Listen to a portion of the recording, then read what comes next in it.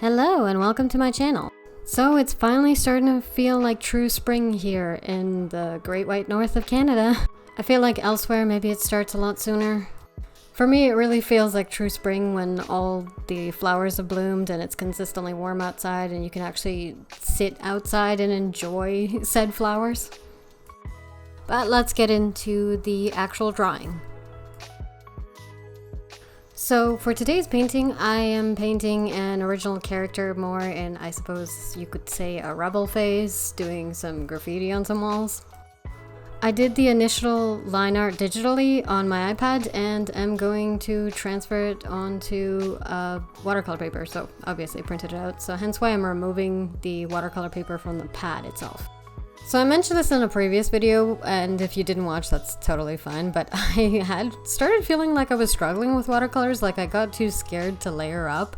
Especially, I think with faces, it's the biggest risk, because watercolor, when you're layering it, it can really start looking patchy, but even from the previous one and moving forward and some sketchbook paintings I did, I'm really starting to feel more comfortable again in doing so.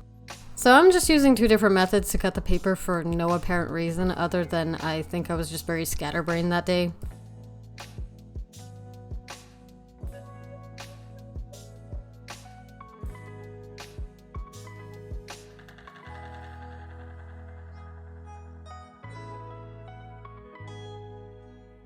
I've placed the watercolor paper onto a light pad and am transferring it.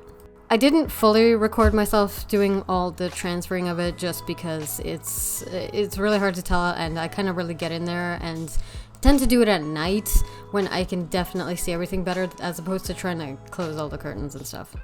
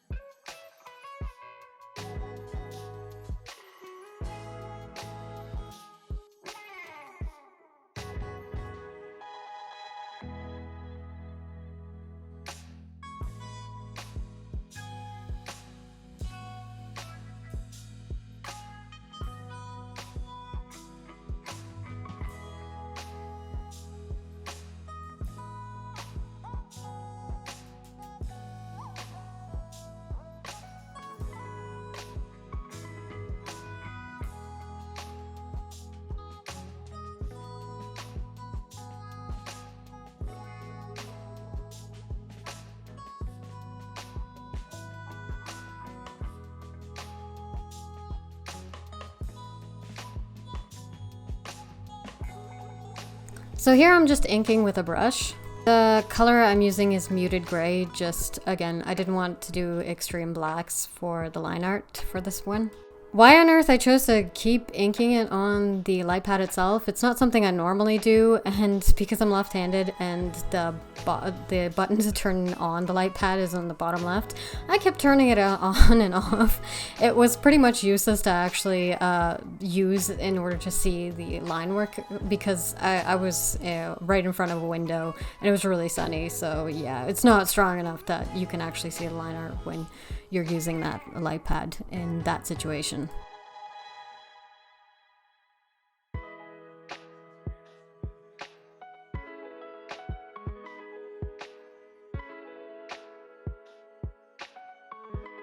And the sun decides to finally come out right when I'm not even entirely finished. I'm just doing the finishing touches of inking, I think, the tattoos.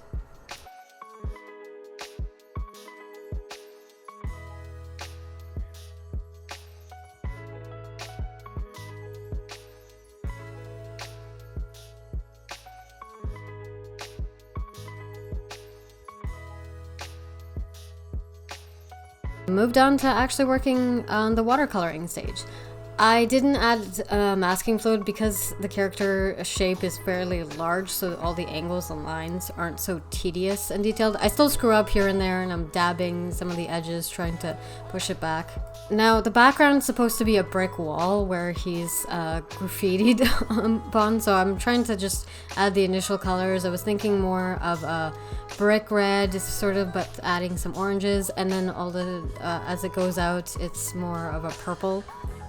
I really struggle with the background colors later on, mostly because I think I chose very similar colors, or if not, a couple of the same ones that I use for the skin tone. This makes it complicated when you want to add even contrast to the skin color, but then you want to add contrast to the background. Really should have probably went with maybe a way more red brick, or just a completely different color brick to begin with. So I move on from the initial layer of the background and start adding the shadows to the character. I've actually seen this technique a couple of times, and I kept not actually trying to implement it. First adding all the shadows to a painting, or especially like a watercolor painting, and then applying everything else. I finally started using, which I think makes me braver in making certain parts of a painting darker and much stronger shadows. Again, especially for characters' faces, I chicken out because I don't want to ruin it and then it doesn't have any shadow at all. Which oftentimes can make a painting very blah, or, you know, towards more the less professional looking type. I guess I'm getting more towards the not being afraid to ruin it and who cares, YOLO. I think nowadays, to be fair with traditional art, it's always a stress because papers are expensive. This is a bao hong cold press watercolor paper though that I did get from Amazon that wasn't actually too expensive but feels really nice. It is 100% cotton too. Again, with cold press, sometimes I'm always on the fence whether I am really miffed by the texture of the paper, but that's kind of why I always stick with like bigger character drawings or bigger paintings. I find it just works better. The digital line work is definitely much finer and nicer. It's always one of those things when you're comparing it, when you do this process, you kind of compare the fine lines and details that you could definitely get with digital because you can zoom in. And I was a little bit frustrated by that, but I also kind of let go and just thought, well, you know, I still feel like there's a lot of successes with my watercolor work, and I still really enjoy doing traditional because I could always go back and paint a digital version of this because I still do have the digital one. So if you're ever feeling that way, just my recommendations always is just go for the traditional, paint it, and if you hate it, you could always repaint it again and retransfer it, or you can even just go ahead and just paint it digitally.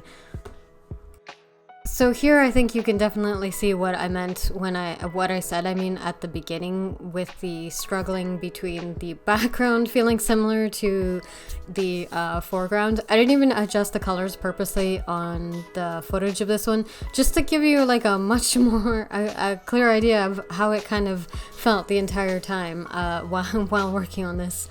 How similar the colors are and how much he feels like he's melting into the background. I think I maybe kind of fixed it near the end, but I definitely have to be more mindful next time if I ever want to do a brick background again, that's for sure.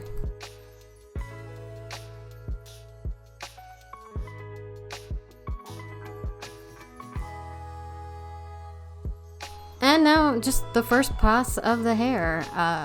Just trying to layer that up slowly and build onto it because, again, it's definitely supposed to be more of a, I suppose, a bluish black color. Again, when it's your own original character, you can kind of mess around and do whatever colors you want, right?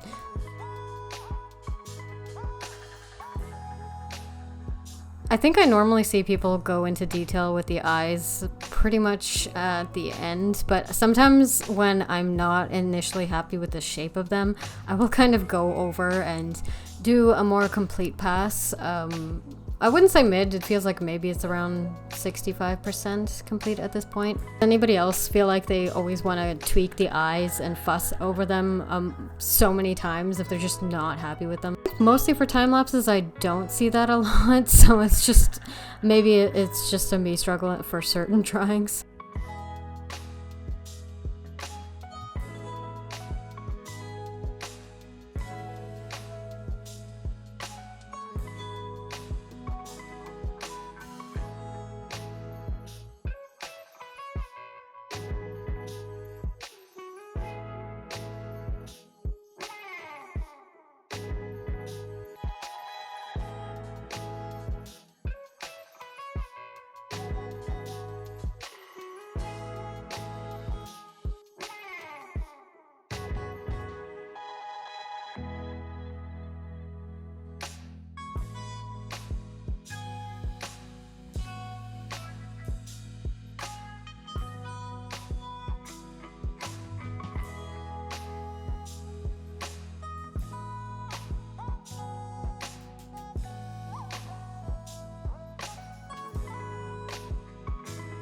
Typically, this is now the stage where I have basically done at least one layer of to every part of the painting. So now it's all about figuring out what needs a second layer, what is too pale, because watercolors can obviously look dull if you're not really going for that and you're trying to be more intense. So in order to go another pass at the background and even add all the details, I decided to use masking fluid.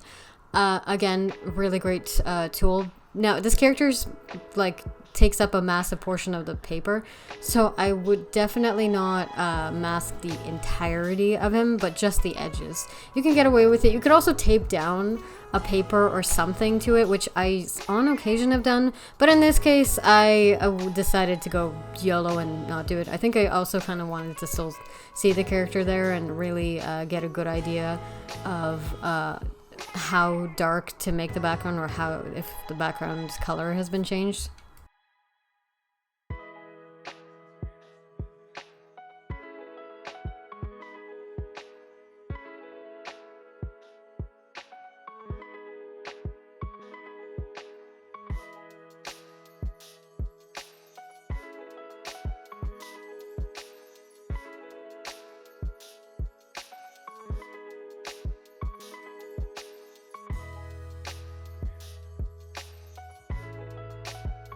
So now on to more details of the background. Now this graffiti part turned out to be the biggest struggle I've ever had. Normally, even when I tilt a watercolor painting even a little, applying a certain amount of paint, because you know watercolors have a lot of water in it, it immediately starts dripping and doing the thing. This time it did not want to do the thing. I'm happy with the end result, but it was quite a bit of a struggle, and finally getting more comfortable. I was doing a little bit of trying to spray a little bit of the color with some crappier old brush, and then just to continue on doing other parts of it.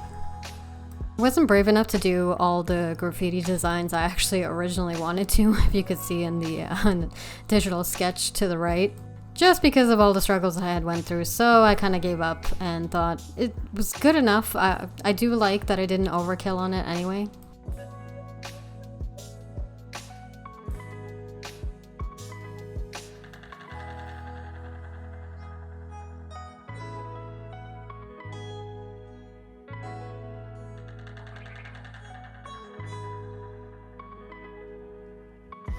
So now that I've finished with the background, I've gone back to working on the character and adding more layers, adjusting and adding details, fixing the contrast. Because watercolors are transparent medium, I find figuring out the balance can be very tricky, and I think that's what makes watercolor so difficult. It's also one of those mediums where if you screwed up and made something too dark, it's really hard to fix it, and you kind of have to go with it. But in my case, I think that's another reason why I always had kept things very pale, because I was always freaked out, especially with watercolor, that it would screw up, but at the same time, I really always enjoyed using it. Like, I noticed the hair there was looking really pale and weird, and I wasn't a fan of it. Again, figuring out the values you want and really pushing them. So if his hair is kind of almost like a black color, then it definitely would be darker, and it wouldn't have been like a really light gray. I did continue on painting this the next day. This painting didn't actually take that long, but I think I divided it up still between a couple of days process of just like an hour or so. The full footage, it was 2 hours and 30 minutes, not including the, I believe, sketching out the character himself and tracing him, so maybe a total of 3 hours. I actually can't say if that's too long or too short, but it's probably not that bad. I think I remember as a kid, honestly, taking so much time finishing up paintings. It's just because I was mulling around and not understanding how things worked.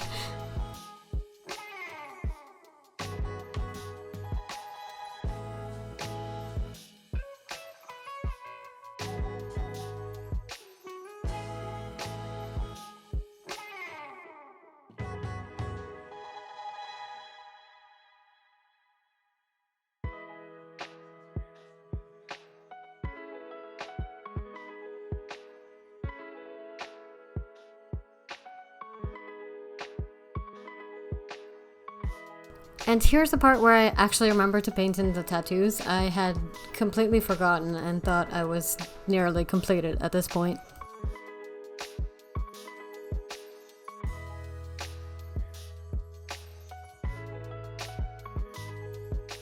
The only thing after completing this is I think I'm gonna have to add another pass on the eye whites, because I did add a couple of layers, but I think it might not have been enough and it's still kind of contrasting, just because it would not make sense for them to be contrasting as much, right? Our eyeballs, the eye whites, are definitely not as white as we actually think.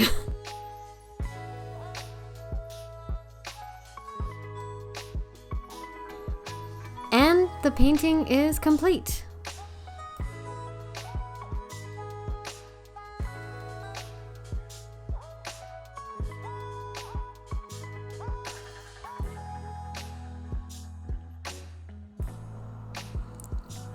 Feel free to give a like if you did enjoy it though. Please and thanks.